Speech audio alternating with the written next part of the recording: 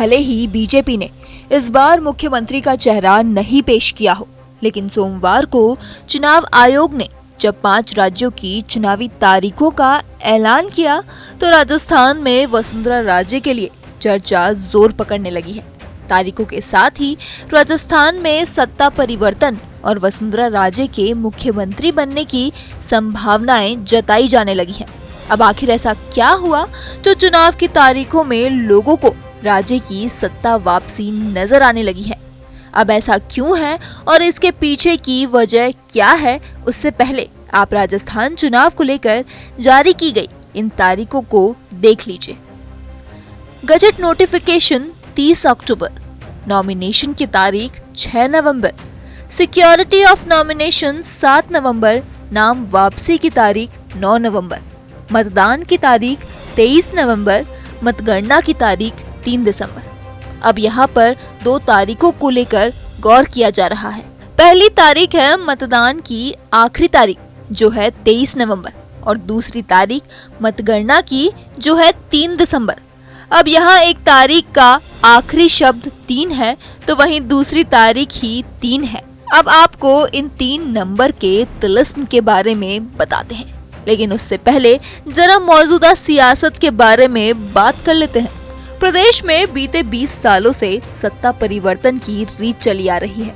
प्रदेश की सत्ता पर 5 साल बीजेपी तो वहीं 5 साल कांग्रेस का शासन रहा है।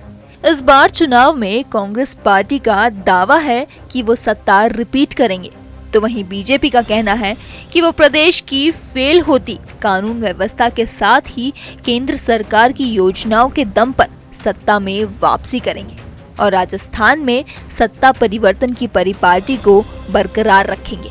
लेकिन इस बार परिवर्तन के बाद ताज किसके सर होगा, इसका ऐलान बीजेपी ने इस बार नहीं किया है। आपको बता दें 2003 और 2013 में जब बीजेपी ने सत्ता में वापसी की थी तो कमान वसुंधरा राजे के हाथ में थी, लेकिन इस बार कमान तो छोड़िए बल्कि कई मौकों पर तो तस्वीरें ऐसी भी दिखाई दी जहां कहा जा सकता है कि प्रदेश की 2 बार मुख्यमंत्री रह चुकी वसुंधरा राजे को साइड लाइन किया जा रहा है।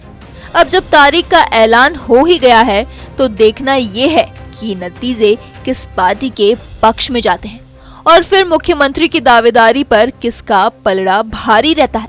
लेकिन चुनाव आयोग के तारीखों के ऐलान के साथ ही एक बार फिर वसुंधरा राजे के मुख्यमंत्री बनने की संभावनाओं को बल मिलने लगा है। दरअसल राजस्थान की 2 बार कमान संभाल चुकी पूर्व मुख्यमंत्री वसुंधरा राजे प्रदेश की इकलौती महिला है। 2003 में राजे के बापू सा यानी देश के तत्कालीन उपराष्ट्रपति भैरव सिंह शेखावत ने राजे को प्रदेश की कमान सौंपते हुए उन्हें प्रदेश के विधानसभा चुनाव की कमान सौंपी थी। तब सत्ता पर थी गहलोत सरकार और राजे ने प्रदेश में परिवर्तन यात्रा निकालते हुए गहलोत सरकार को चुनौती दी और परिवर्तन हो भी गया। राजे प्रदेश की पहली महिला मुख्यमंत्री बन गई। 2008 में राजे को हार का सामना जरूर करना पड़ा, मगर 2013 में एक बार फिर उन्होंने बीजेपी को ऐतिहासिक विजय दिलाई और वो मुख्यमंत्री बनी।